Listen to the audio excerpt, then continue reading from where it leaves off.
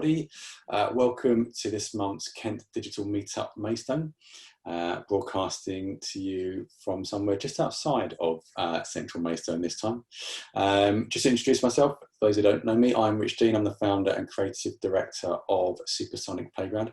So we're a WordPress web design and development agency based here in Maidstone. We work with business owners, marketers and charities across Kent, London and the South East. I'm also joined by Chantel, who you may see on there, who is our marketing executive. So Chantel's going to be helping me to make sure everything runs smoothly today, making sure everything runs okay behind the scenes.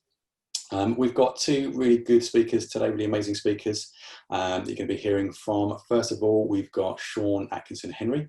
Give us a wave, Sean. Cool. Hello. So Sean is from Maidstone Borough Council. We know Sean because Sean used to run the Business Terrace, which is where basically Supersonic Playground has been based for the last 4 years. So he's a good friend of the agency. So Sean's going to be talking a little bit about sort of COVID-19 and the health of your business and how sort of business and health are interconnected. And then secondly, we've got Mark Rose from BMix. And BMix are a social enterprise who support people with learning difficulties and or autism to gain career experience and help them get off to the best start in their careers. Mark's going to talk a little bit about what BMix do and about how we all have superpowers. Just as we progress this evening, so if you have any questions, please feel free to add them to the chat box and we can work through them at the end of each presentation. And if you also want to put your business details in there in the chat box, feel free to do that, like a bit of an online calling card or business card. There's going to be a short break halfway through, so we can all stretch our legs, get a drink, get a cup of coffee or tea, etc., etc. If for any reason you need to leave the presentation, don't worry. Just drop us a message in the chat and then just feel free to leave if you have to. So don't worry too much about that. So I hope you all enjoyed today's sessions. We'd really like to hear your feedback if possible. We have a feedback link which Chantel is going to be sharing as well through the chat. If you can take 2 minutes just to give us a bit of feedback, it will just help us to make sure we're running things well and any ideas for the future. So that is everything from me. So over to our first speaker, which is Sean Atkinson Henry. I'm just going to stop sharing my screen and then Chantel, you can help transfer this over. Cool.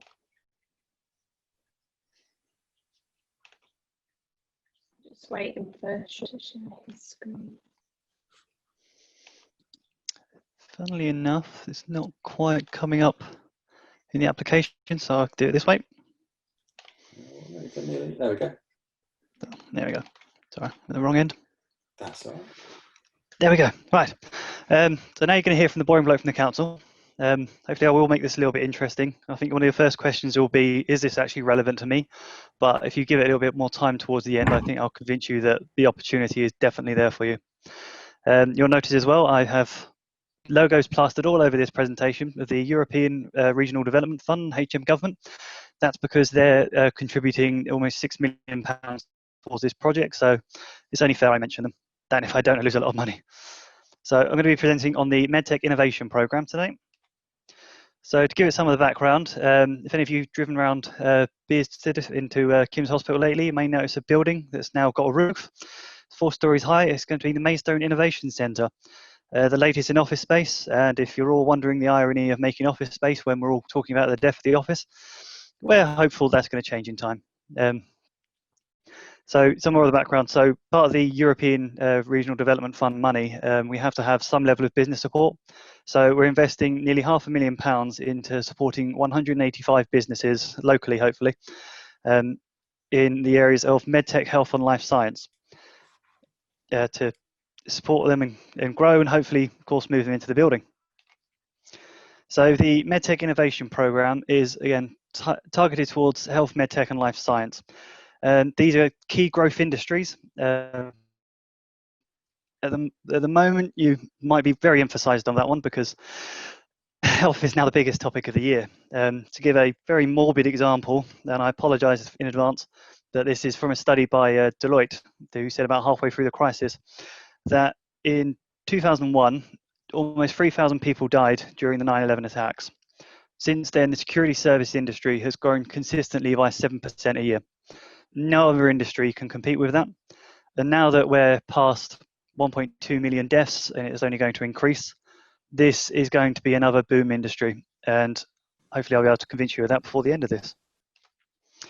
So our delivery partner is NCL Technology Ventures. They are a venture capitalist firm who work with companies chiefly in technology, but do have a very good penchant for companies in medtech and life science.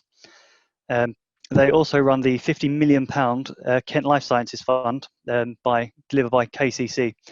So their main interest in this program is that they have an absolute massive fund that can only go towards companies that are based in Kent. And even though we have Discovery Park and Kent Science Park, there's really nowhere left for them to put them. So they're looking to get very involved locally with Maidstone and going to be delivering that over the next few years. The most interesting thing about NCL's business support program, which you wouldn't have with any other normal support program that you might have with Locating Kent, for example, have one, is that at the end of the 12 hours of support they'll give you, at absolutely no cost, don't worry, we've already paid for it, they'll give you the opportunity to pitch for investment. And again, they are absolutely swimming in cash and are having no trouble getting more investment at the moment. So hopefully by the end of that 12 hours, a couple of companies are going to be a few £1 million richer. So the impact of COVID-19, as I did mention, this is impacting companies, the whole industry. So to use a couple of anecdotal examples, this is a little bit easier for Rich with the history of the terrace. So one company there called Creation. Now what they do is they monitor the social media conversations of healthcare professionals around the planet. I've had to rehearse this one. They then collate the data and sell it to pharmaceutical firms. So they could tell you which drug that treats arthritis that nurses in Pakistan prefer over the ones in Bangladesh. Due to COVID-19 and the ability to monitor those conversations, they've pretty much doubled in staff. So that's an absolute boom. Another one is Ben Towers, who was generally successful as a teenage entrepreneur, but has spent the last 3 years working on a health app and health and well-being. At the start of the year, he had no funding. By May, due to the impact of COVID-19, he had over £500,000 in seed funding, and he's about to go for his second round for 2 million. And he's got a health app that's being used by Met Police and several other organisations based in London just for the initial trial. So although it is anecdotal, like I said, it does seem to be indicative of the entire industry. So go back to my first question at the start of it. You're wondering, how will this actually benefit me? Is this relevant? Am I just going for a target audience? No, what I would say is a lot of industries can gear themselves around into this. I'm not expecting you tomorrow to be making robotic prosthetic limbs, but if you do have something that's an idea in one area, there is support and there is funding and there is a lot of interest in it. Can you do anything to keep people out of hospital? Is there any kind of software you could do? Are there suggestions you could have for the health industry to change itself generally? Can you work on an app that will improve employee wellness while we're all working from home and unable to work together? It's just something to think about, and hopefully people do come up with some decent answers to take advantage of this growth industry where some others are absolutely collapsing. So the support was meant to be delivered in workshops around the Southeast and in one-to-one meetings. Now it's been made a lot easier, but we can do this remoting in as we are, although I would prefer to have the actual KDM meetup with a pizza. I'm not complaining. So now at least if there's a director in Colchester, Hastings and Maidstone, you can all be on the same call, talking through the same problems and working together. So there are 3 strands at the moment, clearly laid out. There's one where your idea has progressed pretty far, and that's going to be about 70% one-to-one support. Where you're about 50% developed, you have a better idea of what you're doing and ready to move on through the process, then it will be 50% workshop. And then nucleus, which will be the most basic. So those of us who are actually just at that idea stage, but you will be able to get that 12 hours of support continued over the next 3 years at a time that suits you.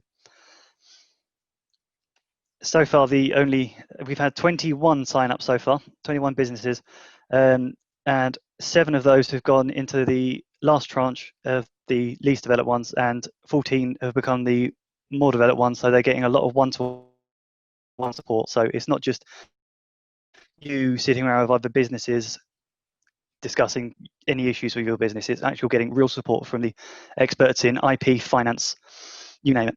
Anything that could help pretty much any business, but especially specifically ones in tech. Now, of course, the link to Maidstone Innovation Centre. This isn't going to be the hard sell because this is, again, targeted towards very specific sector ones. But if in the meantime you do start to move into it, then it makes it a much more interesting proposition for me.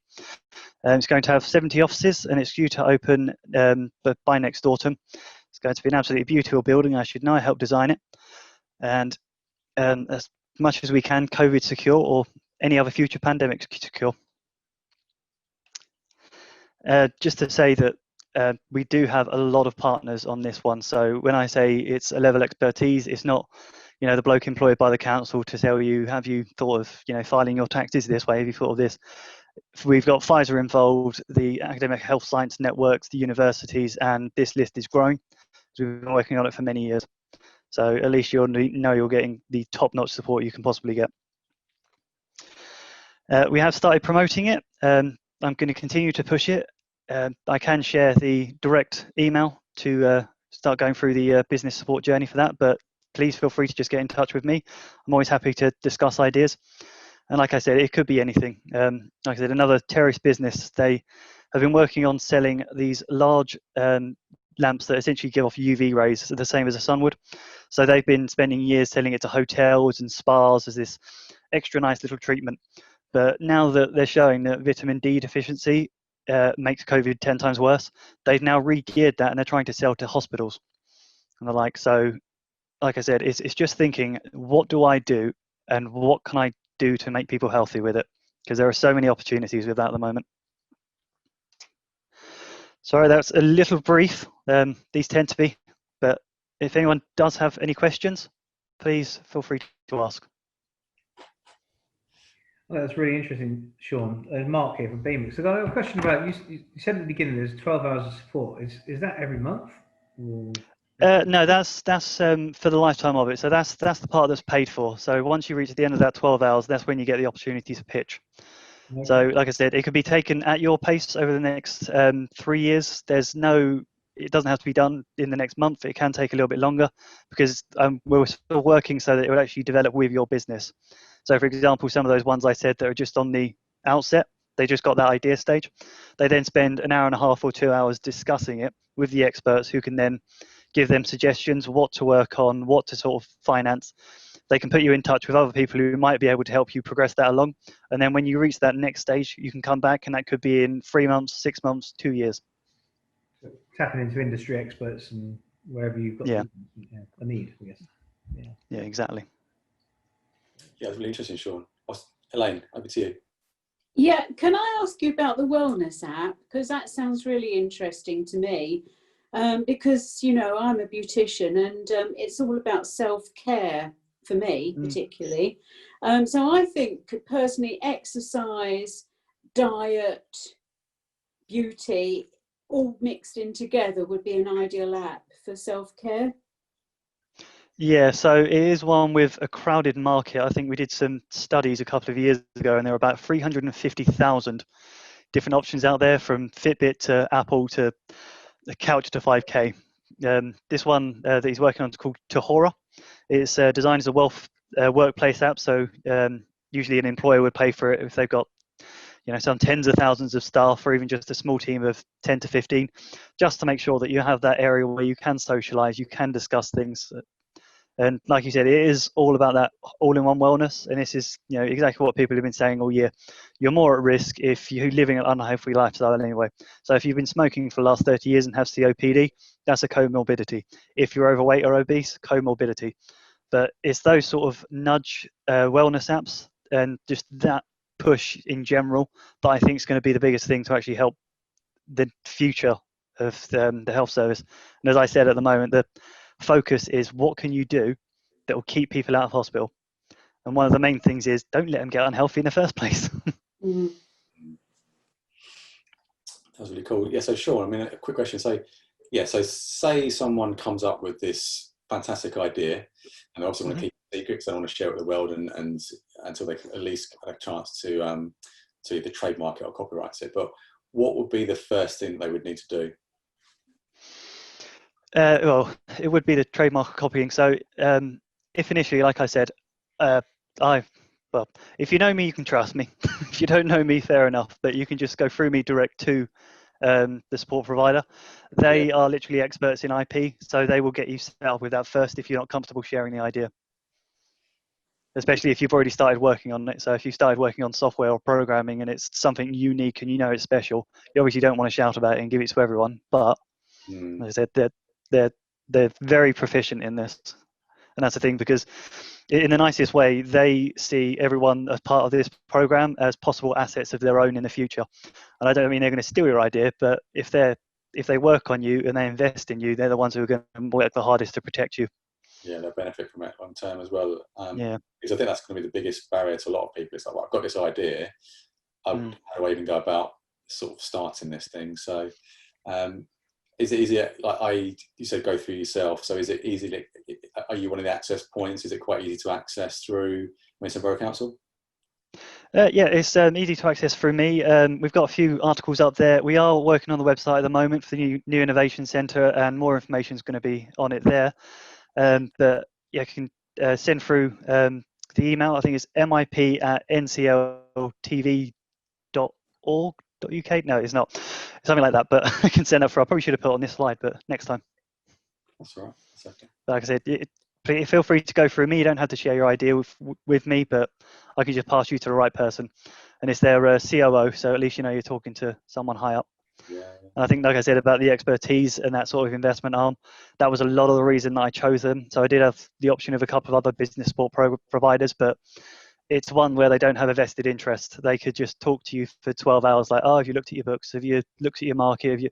But these ones, because they know it's so in depth and they have something to gain from this, which is why they are massively undercharging us, which is really good for me because we get extra value, and hopefully we can pass that value on to you. Definitely.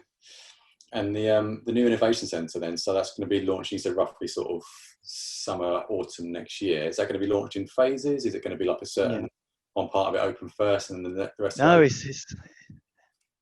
it's all in one. So you can start planning for it at the moment. I do have a provisional opening date at the start of July, but I'll be able to cement that nearer the time.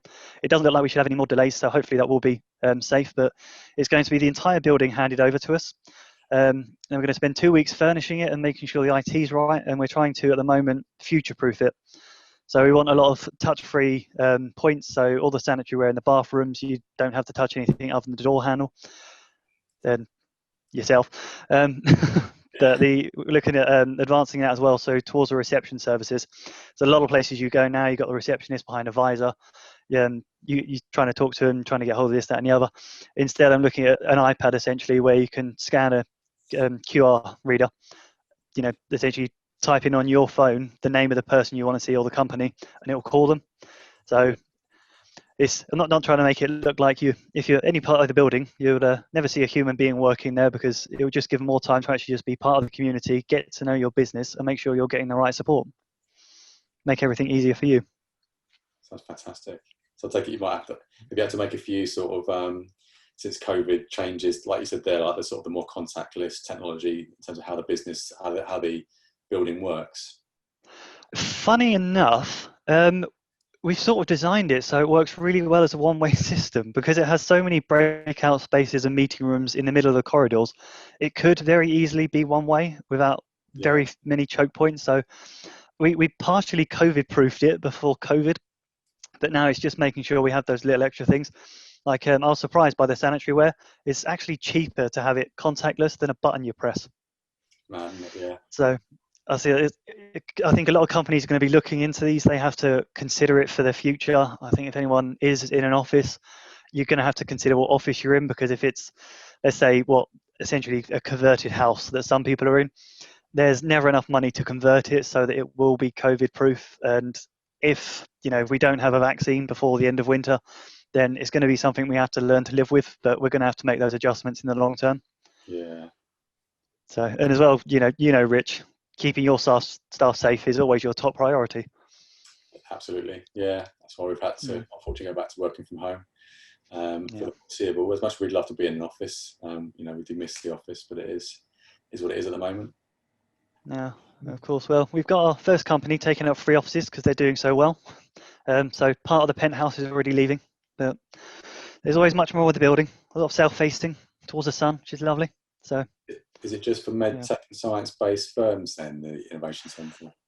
Not necessarily, no. And the same with the program. It's the ones looking to move into it because I think we did a study. If we just exclusively use medtech, then we need about half of all companies in that sector in the entirety of the southeast to move in to fill it up. Right. So it's not one where I intend to be compromising much, but it's that medtech, health and life science or adjacent. So if you tend to supply ones like that, so I know a lot of consultants who work with pharmaceuticals and NHS, things like that, they'd be perfect to move in. But it doesn't have to be a 100% thing. You know, they're still rather small offices, so they'll get the business rates. But if they're say a company that has offices here, there, and everywhere, they can get a 5-year business rates discount. If they move in before the end of 2022, I think. They've got a year and a half to do that. But it's one of those where, again, it's a bit like the terrace. It's about actually getting the right community. Yeah. So I think there might be a propensity to move it towards health and med tech, but you wouldn't know it from going around the building or necessarily. So if there are companies that would work with them or work well with them, or generally just support to create that atmosphere that really helps businesses to work together and collaborate, that they're open to it as well. Companies like just virtual reality and dementia. There's dementia therapies through virtual reality, which has a positive impact and reduces the weight of the need for people with dementia to get into homes or hospitals. Would you consider one-man band type organisations and companies, or smaller micro businesses, 2 or 3 people? Oh, either way, we've got hot desking, we've got small offices, we've got larger offices. I think the largest is about 60 square meters. So it's going to be a range. I'm not looking for someone to take entire floors. So if Pfizer did come along and say, okay, we want the top one, wouldn't necessarily give it to them. But we are targeting the sort of SMEs, the ones that we think are going to grow, the ones that are going to do something interesting. Okay, that's good to know. Yeah. So no one's a write-off. Cool. Anybody got any more questions for Sean? It's okay if you don't. I've done about 10 presentations on this, and it's the first time I've had questions. Okay, well, a little bit ahead of schedule. We had a break scheduled for 6:15, but I think we can bring that forward. If we bring the break forward by 5 minutes, Chantel, do you reckon? Yeah. Yeah, so we'll say it's 6:10 now. Everyone wants to stretch your legs, grab a cup of tea or whatever you want to make yourself. And we're scheduled to have Mark at 6:30, but bring that forward by 5 minutes. So we all aim to be back by about 26 minutes past. No, good for me. Okay, guys. Perfect. See you in a few minutes' time. I'm going to grab a drink myself, actually. Cheers. Yeah, in a bit. All right, guys. Cool. What we'll do then, so it's 26 minutes past 6. So everyone's had a good break and refreshments. So we will now proceed, and I'll hand over to Mark from BMix. He's going to tell us a bit more about what BMix do and how we all have superpowers. So, right, Chantel, I'll stop sharing my screen. And then if you guys want to jump in. Great stuff. So, David has kindly, you go back one, Dave. David is kindly going to be steering for me today. We had a technical issue. He's got a supercomputer. I haven't. So my superpower most definitely isn't a supercomputer. So today, there's basically 2 of us going to be speaking today. I'm going to do a bit of an overview about who BMix are, what we do, where we come from, and then talk about supported internships and how that fits into the whole thing. And I'm not going to bore you to death, but I'm going to have to, I think I'll probably rattle through some of the first slides because they're a bit dry, but they are very important to set the scene, to give us an idea of, set the scene about what we're talking about today. And it is about superpowers. You, me, everybody has a superpower of one description or another, and it's really about identifying what that is and how to make the most of it. And what we do as an organisation, I'll go into a little bit later. So I'm going to show you a short film after I've babbled on for a bit. And after that short film, which explains what a supported internship program is, it's only 2 minutes. I'm going to tell you a little bit about Sam, who's one of the young people that we supported a couple of years ago. And then without further ado, I'm going to hand over to Rob, who was a supported intern with us in 2018-19, and he can tell you his own story and where he's at today, his journey, which is just fantastic.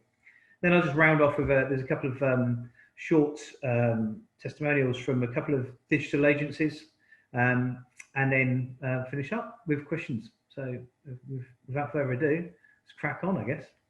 And if there's questions, please hold off to the end.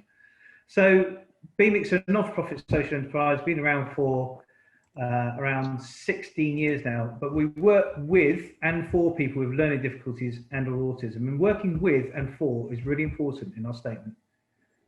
BMIX is an organisation, 70 staff, head office in Canterbury. We're all around East Kent and South Kent, so from folks in Dover, Ramsgate in Canterbury. We've got our own music studios and we have a head office there. We've also got people in Faversham. We've got 2 offices in Sittingbourne. We've got for Swale, and we've got 2 offices in Chatham for Medway. But with 70 odd staff, you know, we do work with and for people with learning difficulties, and we employ people from our organisation who've come through BMIX with learning difficulties and or autism, and interview people with those learning difficulties and or autism to be part of and to steer the business as a co-produced affair. We have people on our board, we have people running programs, we have people contributing right across the board, and Rob's one of those, and I'll talk about that in a minute. So we provide group and individual support for adults with learning difficulties and autism, and we're passionate about co-production. It's really important for us to do everything that we do is co-produce, which is why Rob's here today. And we promote inclusion through, we have a KIBA award, which we didn't do this year, KIBA's got cancelled, but we did it last year. Blue Water won that, Valuing Disability in Business award, but it's open to any size business. We also have a self-advocacy, we do campaigning, the Oliver McGowan campaign, which is all about, Oliver McGowan training is going to be for learning difficulties and autism in health and social care arenas is really needed. And we're involved in the whole process of making sure that is right for everybody. And Rob, in fact, is employed by BMIX whilst doing what he's doing now, I'll let him tell you later, to do some of that research for the Oliver McGowan stuff.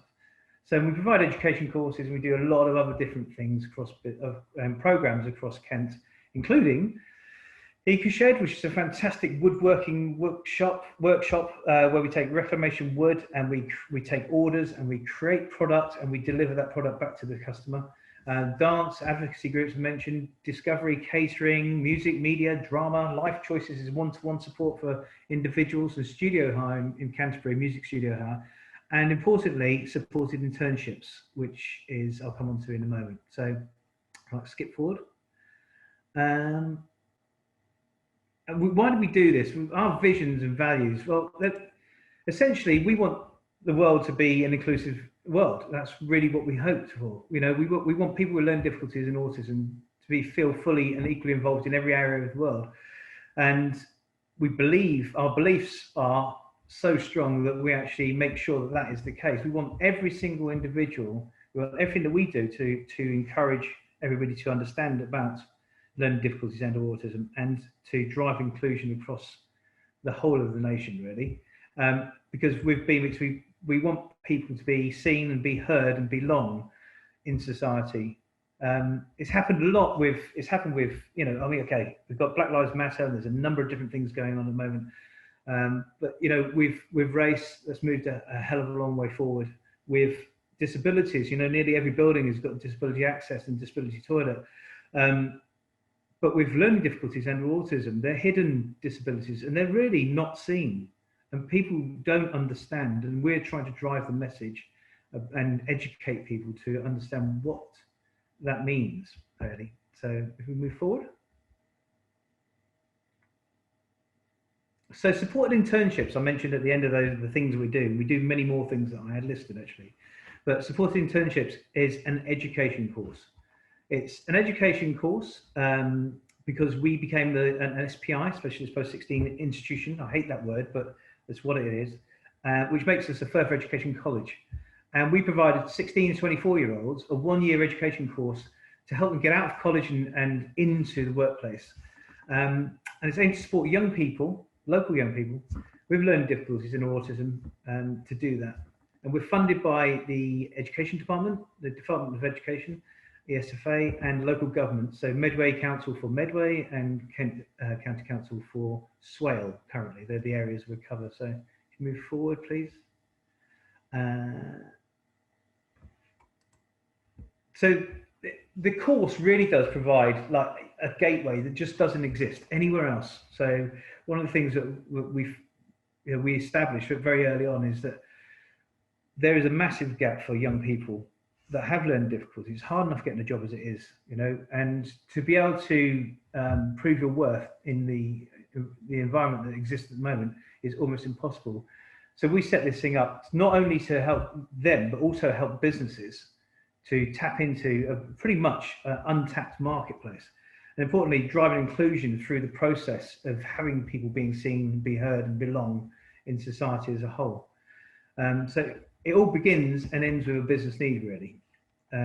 Without that, then, you know, there really isn't any good outcome for anybody. So it's got to matter. It's got to matter to the business. It's not about, oh, we'll help somebody out. We don't want that. We want people to have a bit of vision, see the value in the people for the reasons that they should do. So who do we support? We support local micro businesses, like really tiny companies that need a spare pair of hands, right through to local, national, and international SMEs and you know, larger organisations that have the vision to be able to see the value in everybody, and for a number of different reasons. Quite frankly, you know, a micro business has got a different need. Their need is they need someone to support and do because, you know, they've got the orders in, they've got the ideas, they've got the orders in, but now having to produce the outputs. If they're producing the outputs, who's getting the new orders in? Who's chasing the money? So they need somebody to help them to get to that point, whereas a SME might have a completely different need, if you like. And what types of roles are involved? Well, I mean, if you just click onto the next bit, there are so many, they're varied, but what it really comes down to is having a really good job match and understanding what the business need is and have a really good job match with the individual. And we've had roles in childcare, digital designers, catering, warehouse, I've said it all, digital QA, I'll come on to a bit later, manufacturing, animal care. There's so many different, it's wherever there is a role, there is a need, there's, you know, there is likely is going to be an opportunity to have a supported intern in place. There are some that you can't, you know, we can't support someone up the top of a scaffold pole, unfortunately. So why it matters is, well, it's simple really. BMIX wants to have a shared vision with everybody to have an inclusive society. I've said it before, and it's really, really important to understand that, you know, we're in this together and we need to make a difference. But it's about actually opening your eyes and seeing value where you might not necessarily have seen it before. One of the main drivers for me personally is, and I think is so important for businesses, why is it so important? Employment. You or I or anybody else pre-COVID, 80% would have been in, if we wanted work, would be in work. 75% is 75.6, I think, going as stats are at the moment. For UK disabled people that want to work, the number's 53 to 55%. At the moment, it's 53.2%, I think, the latest numbers. But if you've got a learning difficulty or autism, learning difficulty, my apologies, and known through local authorities, the number of people that are in work, this number is just disgusting. 6% of people are in work that want to work. And there's just no need for it. It's just, there really is no need. And we'll prove that to you in a minute when you listen to the people, we'll listen to the story. So Kent's below that, it's at 3%, I think it's actually 2.7%, and Medway is lower still. And we all need to make a difference and a change to that. And you know what? It starts by looking at identifying that there are differences and powers and extraordinary abilities in every one of us. You know, this is from a piece of research, and understanding where someone's talents lie and how they can give, how those talents can give focus, whether it's through diagnosis or whether it's just you or me, is the most important thing for any business. There's no hard and fast rules about what it is. Those bubbles aren't, you know, everything. You don't, just because you have mental health problems doesn't mean X or Y.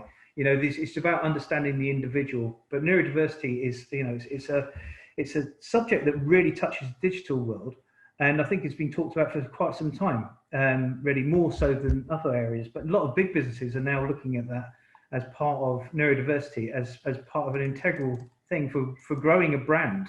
You need to differentiate, and if you can't think differently, how the hell can you be different? So having a superpower is really important.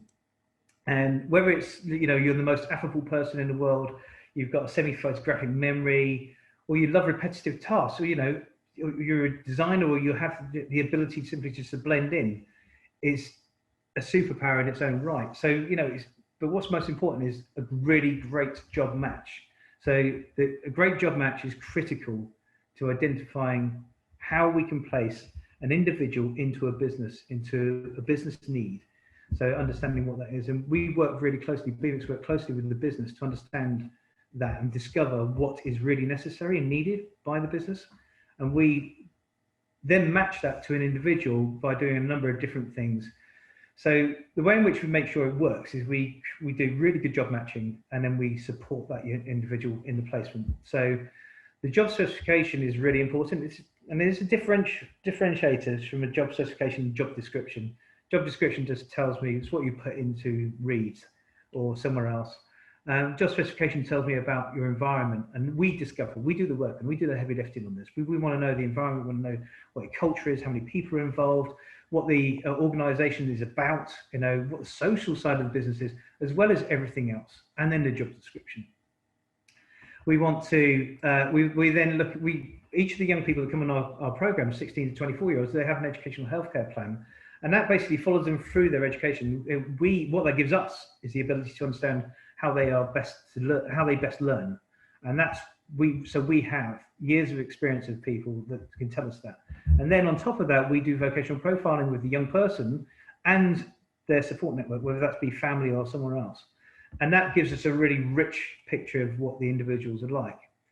Then we support that person, that young person, and you through an interview process, as you'd normally have. And then we even set up taster days where we have our support at the top there is we have work coaches that come to work with the individual and actually help them to settle in and you to get the best out of them. So we then provide risk assessments. So an independent company, we pay for an independent company to do an independent risk assessment on that individual, not your company, but the individual in the workplace. So we know that there's a really good fit on every single one. And then we have a work coach that attends work to start off with until a point that you're happy and they're happy, that there's the confidence and competence at the right level that that person can start adding real value, and you can take over training them as you would any employee. And that happens as quickly as we can. So, and we do all of that in a really simple and effective process, and it's worked time and time again. I'm not going to go into detail here because I'll bore you to death. It's on our website if you want to have a look, but quite frankly, you know, the process works. And what it ensures is that the young person is the right person, that they are, and you are happy. And throughout the whole year, we're engaged with the company and the young person. We don't go away. It's a year-long program. We're there to support it all year round, and we do monthly reviews, and we make sure that there's good outcomes for everybody. And if there isn't, we don't. We manage that as well. So without further ado, I've rattled through that lot. That was quick. Now I'm going to show you a short film, tell you about supported internships, and tell you a little bit about Sam, and hand over to Rob. So, recruiting loyal and committed staff can be a real challenge. We'd like to propose something new. Our supported internship program is a completely free service. It's been designed to help employers like you access a largely untapped local workforce of people that have learning difficulties and/or autism, who, importantly, want to work. These young adults are keen to prove their value to you whilst gaining experience in the workplace and developing the skills to become a successful employee. At BMX, we're experts in our field. Getting to know you, your business, and your specific staffing needs is essential so we can find the right people for you. Our relationship is very simple. There are no costs or contracts between us or between you and your unpaid intern, as they're still classified as a student and are fully funded. Nor do you have to guarantee the intern a paid job at the end of their placement. However, if their placement has been a success, we ask that you consider them for any suitable available roles in your organisation, which is, of course, a winning scenario for everyone. We're committed to positive outcomes and will support your business and the candidate throughout their placement to ensure a great experience for everyone. We'll take care of all the paperwork, risk assessments, and set goals for the intern. We'll also provide a work coach who'll accompany them and be on hand to support you and your intern throughout the working day for as long as they're needed. Don't just take our word for it. You'll be in good company. Our experience of having an intern has been a really positive one. We've helped raise awareness of autism and Asperger's through training through BMIX, and seeing Sam emerge as an individual has been really pride-filling. You get that swell in your heart when you see him smiling when he got his job offer. It was a really proud moment for us all. From our experience, organisations with a diverse workforce benefit from higher productivity and staff morale levels. So what's not to love? Contact us now to find out how we can support your business. Okay, and just before we move on to, I hope that conveys some of the bits I missed. Before we move on to the next slide, which is to introduce Rob, I just want to tell you a little bit about Sam, who's at the end of that. So I don't know if you're aware of Dovetail Games, they're based in Chatham. They're a gaming company, international gaming company, providing simulation games for fishing and for train driving. And these games are Microsoft Xbox One games, and they are on PlayStation, and they're also online. So and there's across pretty much the whole world now. So I think they've gone into China pretty heavily recently. Quite a big company, 160 people, and they have their business need was an interesting one. They have pretty strong base of degree and masters individuals coming through from university and then wanting to work in gaming. Who doesn't at that age, right? So and it's an exciting place to be. And one of the ways of getting in was quality assurance. And I'm going to come back to the quality assurance in a minute. Sam joined us in September, and he really loved trains. He loved buses. Like, he could memorize the Arriva bus timetable in 3 hours. 3 hours. Like, literally, you could tell you where to get off a bus and where to get on to get anywhere in Kent within, like, and which bus to get. And if there's multiple stops, he'd tell you where to change to go somewhere else. So he loved trains and he loved buses. And could I find him a placement? Could I help? I tried Southeastern, I tried Coachworks, nothing really worked out. Cut a long story short, I was talking to Gemma from Dovetail Games, and their big problem around the QA team is they were getting lots of graduates coming in with degrees and masters that were capable of doing QA, but it's a pretty, for somebody who's been through university and wants to be a digital designer, it's a pretty poor job. It's a great transient role, so you sit in that seat until a job comes up and then get a job from within, and that's what was tending to happen. So they were having gaps in them, in their team, where the QA is just as important as the coding, as you're probably aware. And quite frankly, the coding was coming through, and there wasn't enough people doing the QA because people were leaving to do the coding, and then they had to train people up, so losing productivity when someone was losing their interest. Sam was a perfect fit. He went in there, and within 6 months, he knew the game better than anybody. He actually turned around to me and said, well, I stopped playing it in 2012 because they put the wrong trains in the Denver line. They put in the X25s and they should have put in the 225-6s because the X25 didn't come in until 2000 and something. Oh my God. So he worked his butt off, and he got his job offer just before lockdown. He had to change his role to work from his bedroom at home whilst he's on probation. His productivity is better than anybody else.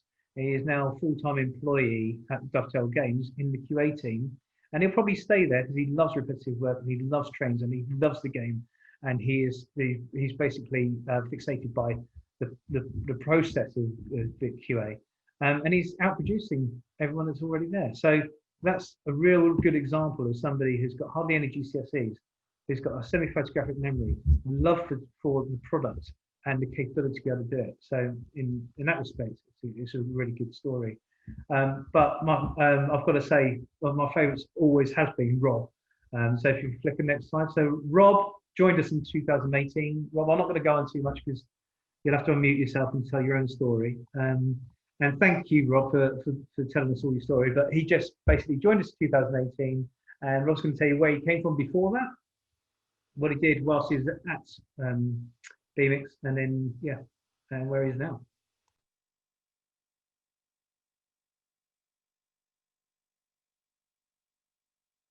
You're on mute.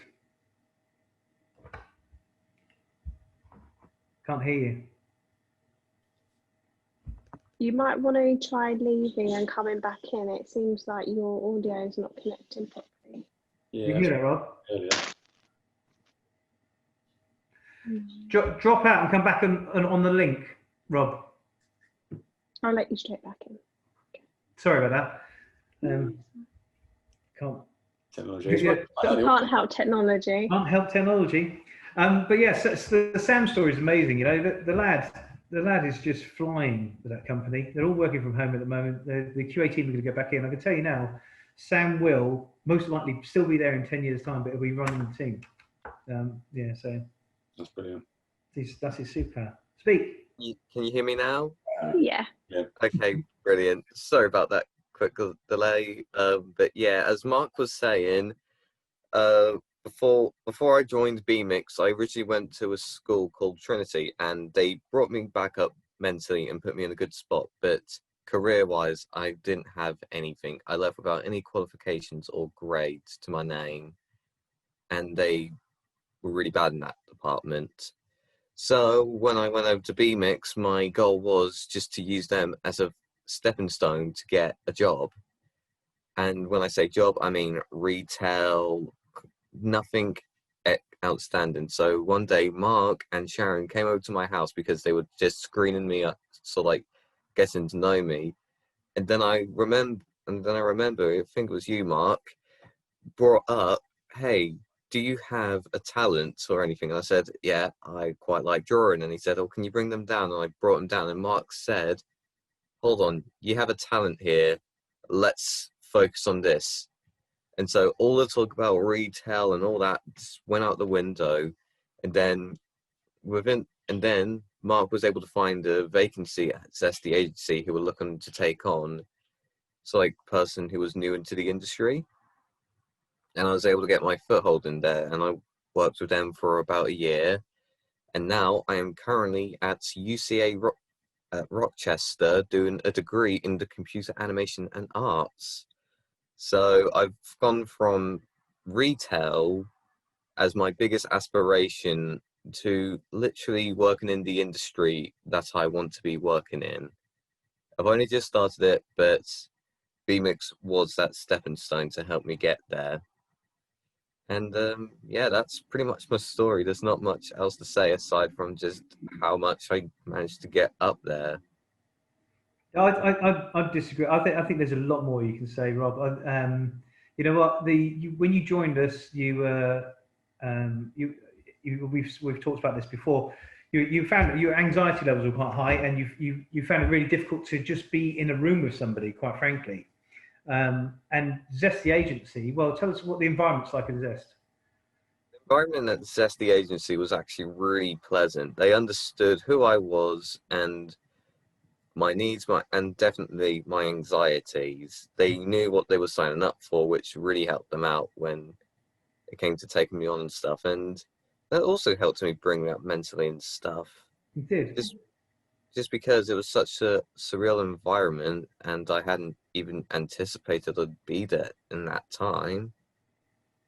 But yeah, both BMX and Zest both helped out intensely throughout that whole process, and now I'm currently at a university that I could have only dreamed of being with a few years prior. Do you know what, Rob? And the thing is, you didn't have any digital experience at all. You had never opened the Adobe suite, did you, before you joined Zest, and they taught you that. So, and through your time at Zest, you got a portfolio together, which allowed you to do the Access course because you didn't have any qualifications, and you passed the Access course yourself last year. So well done to you.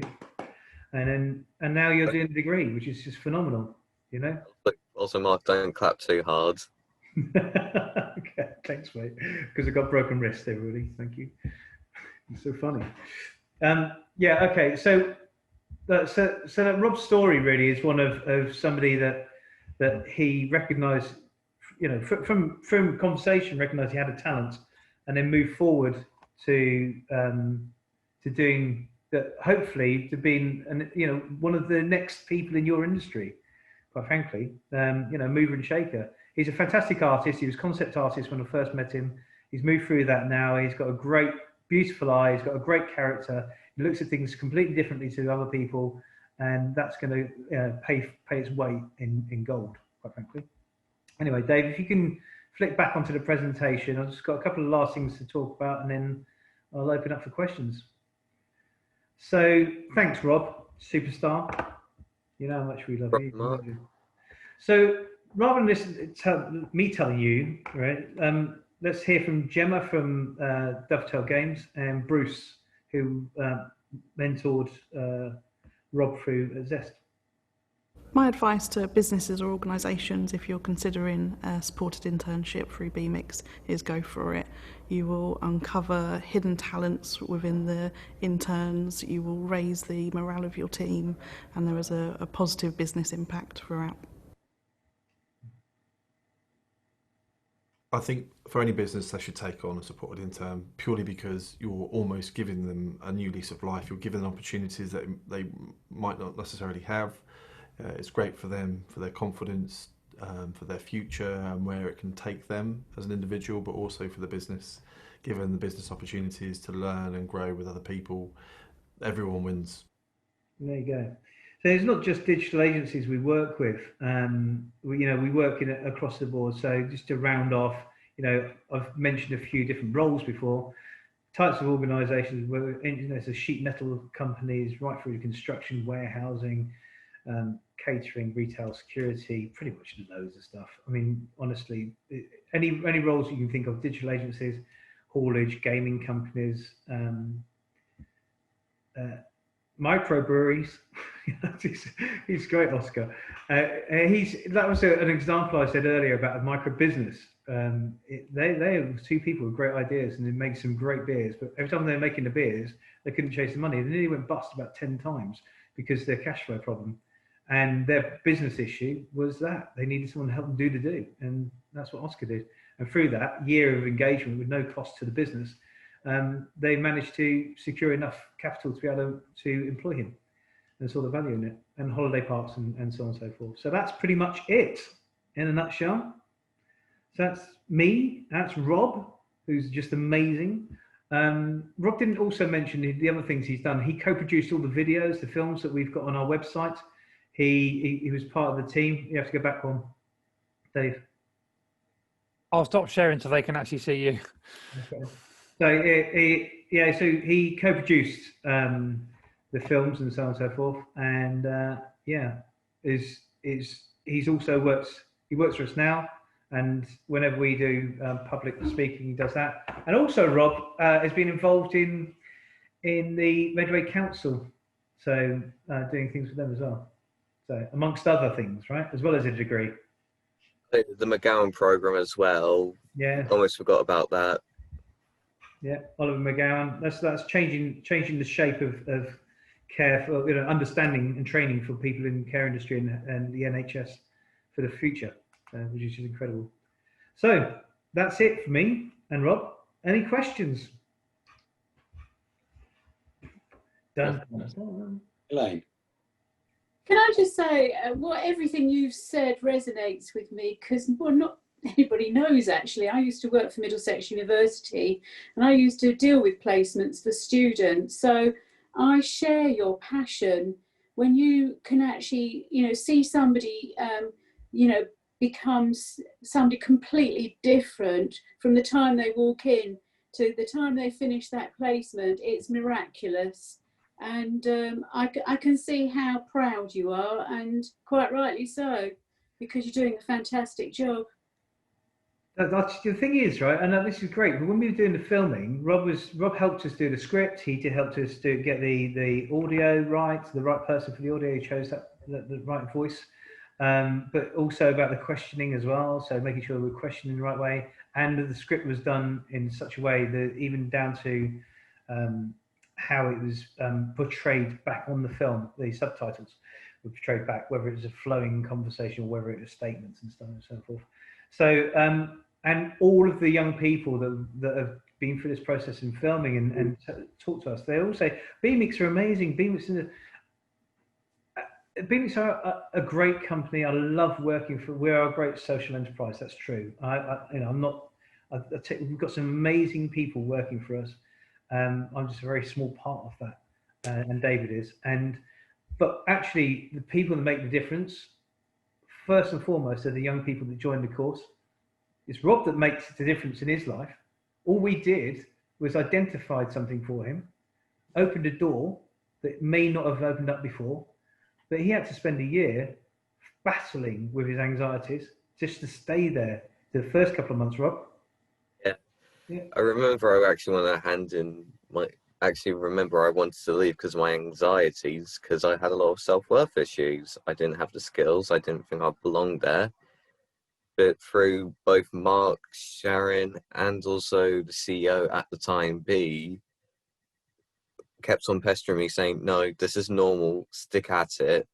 I was able to, well, do what they said, stick at it, and eventually I was able to leave on good terms because I had started uni and I wasn't able to make time for them anymore. So instead of leaving because of my own self-worth issues, I left because I had greener pastures to follow. Exactly right. And Rob, I think we have a work coach, so coming back to your point, we have a work coach that attends work with the young person to start off with, and as soon as we get to a point where we help the business to get the best out of the person and support the person, but also the person to understand what they can and can't do in the business and how they can settle in and make the most of their opportunity. But then the other point, so it's a young person first and foremost, but the second point is BMX is facilitators. If there's not a real business need, there will never be a good outcome. And so Zest, for example, we're in a situation prior to us approaching them that they had to let a few people go. It's a tough world. And if you lose a big order or a big company, then you have to let people go. It's just a it's an awful situation to be in. But they had to let somebody go that was their animator, and Rob brought that to the table. So, there was a business need and Rob filled that business need. Someone else that wasn't skilled and wasn't a good job match wouldn't have done that, and they invested in Rob from the digital perspective to make sure that he could use the Adobe suite, and that in turn allowed him, through his own capability, to be able to get an access course and then get into doing a degree, which is just, human story is just phenomenal. But it comes from the person, it comes from the business, two different places. And by engaging, it drives inclusion across the board, because you see somebody day to day working in that environment. You understand they have autism, or they are Asperger's, or they've got a learning difficulty, they're dyslexic, or whatever it might be. And that just raises awareness. And really, the only reason we're not an inclusive society is because we're not educated. So, cool. Sorry. No, that's great, Mark. No, and well done, Rob. 10 out of 10 for everything you put in over the last year or two. Fantastic, and I hope you can have a very bright, prosperous career in the creative industry. Has anyone else got any more questions? Got to take yourselves on mute. Linda, so you've got your hands raised. Yeah, I was following procedure. It was Mark. It's fantastic enterprise that you've embarked on. Has this born out of? I went to some sessions at Sessions House under KCC with Mark and Munya Badzi, who were promoting. I can't remember his surname. Is he slightly physically disabled? Yeah, he's got. Yeah, Mark Karen. Yeah. Has BMX been born out of that, or did you come in completely independently? No, we're completely. We've been around over 16 years now. KSE, as they were, which KCC had a supported employment role, and that was called Kent Supported Employment. Kent Supported Employment. So then KCC set up a business called the Education People, and so now it's a private business owned by KCC, so it can be profit making. Yeah. But now KSE are now all two-feet out into that business. We are really closely affiliated with them. We're really close with them. So Kathy Melling, in fact, who set up that KSE process years ago, she's one of the prime members of the British Association of Supported Employment. She's also on our board.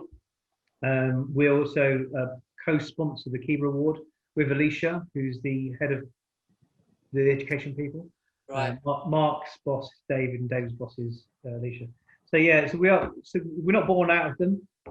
We've been around supporting people with learning difficulties and autism specifically since 17 years now in Kent, and this is just a natural move from there. So rather than just doing day programs and courses for people to move on, we want to do more. We want to help people be recognised for their own value, which is where this is a perfect fit, because it stems that gap when people just fall into, they go through education, they hate it, and then they get to 24, and then because their HCP runs out, and that allows them to have the benefits, and then they go to the state, and they don't want to. Rob doesn't want to. Sam doesn't want to. They want to be independent, just like me and you.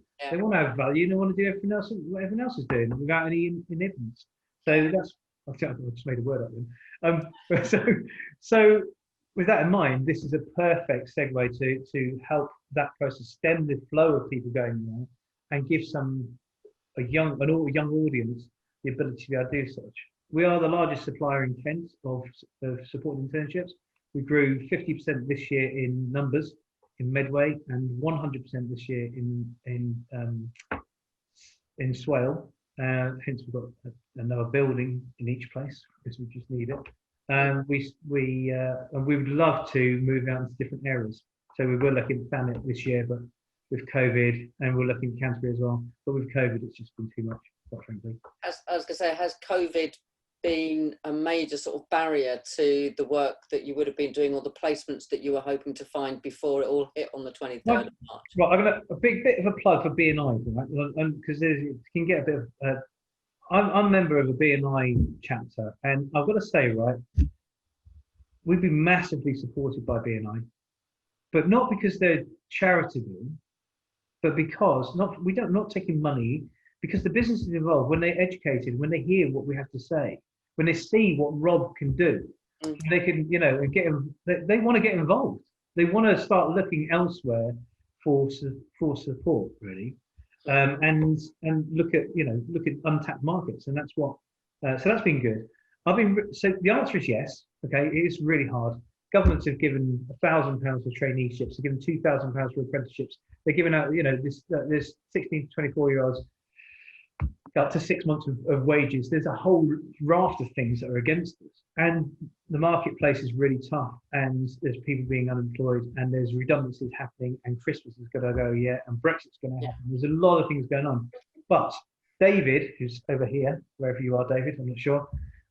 David and I work together and going out to businesses and trying to educate them, and hopefully then start sparking conversations and getting support. Even if not for you, maybe there's a company that needs a little bit of extra pair of hands that could do with somebody for a year, and wants to invest in them in the future.